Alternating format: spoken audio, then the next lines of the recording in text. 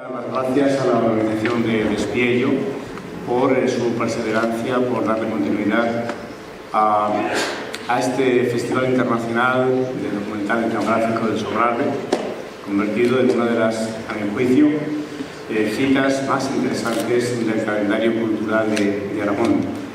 Así que enhorabuena y también gracias. Gracias por dejarme participar una vez más, aunque sea con un granito de arena, en esta muestra, y de hacerlo nada más y nada menos que teniendo la oportunidad de entrevistar, de conversar con la señal de honor de este año, que no es otra que Patricia Ferreira, a la que acabamos de conocer.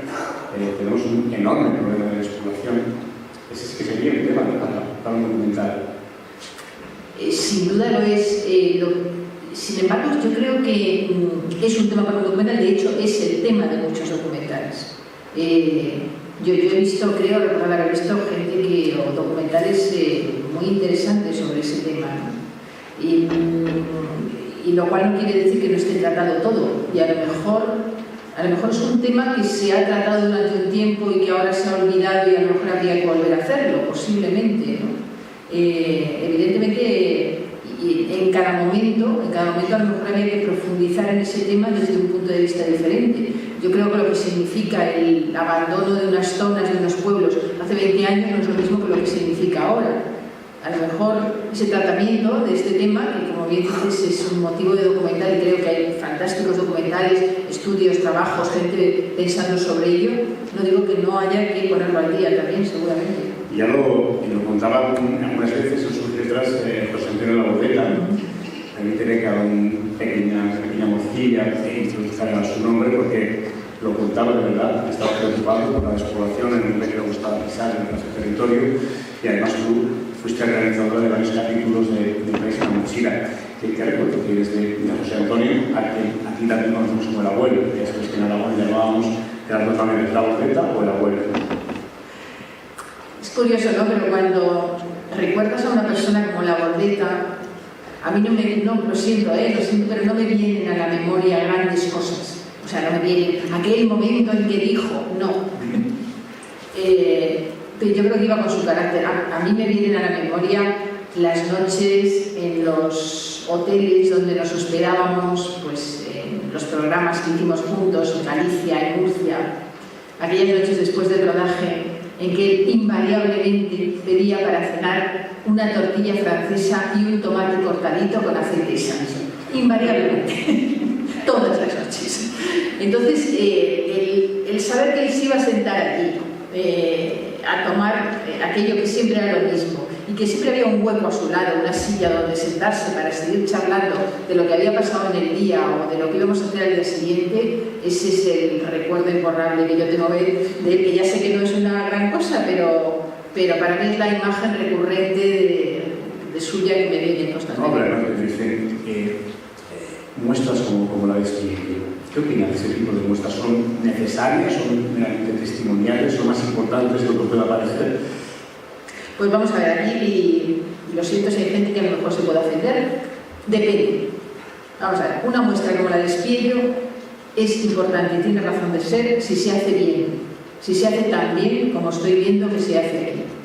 Si no se hace bien, si no se prepara bien, si no hay una buena selección de películas, si no hay gente trabajando para que toda la organización funcione, si no hay un apoyo del público, si no viene acompañado de unos materiales que persistan, que pervivan después de esa muestra, si todo eso no se hace y simplemente es un escaparate para decir hemos hecho un festival en nuestro pueblo, pues entonces eso no vale.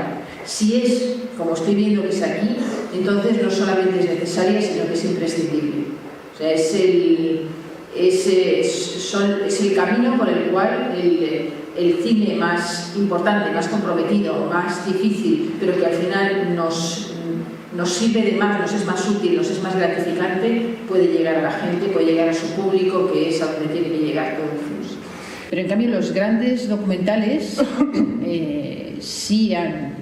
yo creo que sí han cambiado el mundo muchas veces, ¿no? Y si no, pues imaginaros los magníficos documentales que se hicieron sobre el holocausto judío, ¿no? Cómo han contribuido a que realmente se supiera la verdad y se tomaran medidas y no se pudiera ocultar, como algunos quisieron que se ocultase, ¿no? O sea que sí creo que puede cambiar el mundo, sí. Y hablando de cambios, uno que se está produciendo con mucha intensidad y afortunadamente es el de la presencia de la mujer en diferentes ámbitos y escalas de la sociedad. Tú te has declarado más de una vez feminista. ¿Qué es el feminismo en esta primera parte del siglo XXI? Bueno, pues lo contrario del machismo. ¿Qué es el machismo? No, vamos a ver. Voy a hacerlo al contrario, es verdad, sí. O sea, ¿qué es el machismo? El machismo es, lo ejercen aquellas personas que piensan que el género, las mujeres, el género femenino es inferior inferior de alguna manera a los hombres, al género masculino. Entonces el feminismo sería por eso los que pensamos, tanto hombres como mujeres, que eso no es así y luchamos por conseguir que eso no sea así en la mente de nadie. Sí, claro. ¿Y el feminismo que de alguna manera se practica en este momento, crees que es el que corresponde al momento? ¿Hay algo que eches en falta? Pues todavía más fuerza de la que hay. O sea, todavía más batalla, sí. Todos juntos, hombres y mujeres. O sea, no podemos decir, no, bueno, como todo va para adelante, como cada vez hay más mujeres, como ahora ya en las listas cremallera en política, pues una mujer, un hombre, pues eso ya está conseguido. Anda, ¿cuánta gente? Esa cosa que nos dicen a nosotros, pero ¿cuánta gente sois en el cine? Fíjate cuántas directoras. Y yo tengo que decir, perdón, somos el 10%. Aparecemos mucho por ahí en las muestras de cine de mujeres y tal y eso, y nos hacen fotos y tal, pero seguimos siendo el 10% de directoras en este país, nada más. Y digo 10%, estamos por debajo, pero bueno, por poner una cifra redonda. Numerosos casos de abusos sexuales en el mundo del cine. Vaya plaga, ¿no? ¿Vale? Plaga. Bueno, la plaga no es que esté ahora. La plaga ha existido siempre. O sea, esto también hay que puntualizarlo, lo que dices en el mundo del cine y en otros mundos, claro. Yo me acuerdo de aquella famosa historia de Nicani, que fue tremendo, ¿no? Aquella mujer lo que sufrió por denunciar un abuso sexual precisamente. Pero allí donde hay poder, hay abuso de poder. Y una de las formas en que se manifiesta el abuso de poder es en el acoso sexual.